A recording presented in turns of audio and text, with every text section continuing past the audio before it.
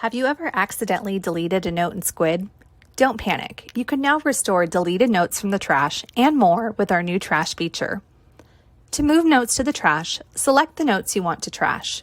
Then tap Move to Trash. Want to restore a note? Simply open the trash from the app drawer, select the notes, then tap Restore.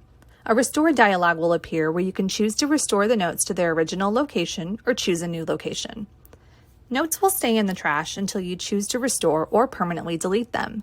To permanently delete notes, go to Trash and select the notes. Then tap Delete. You can also permanently delete all notes in the trash by tapping Empty Trash in the upper right corner. Keep in mind that permanently deleted notes cannot be recovered.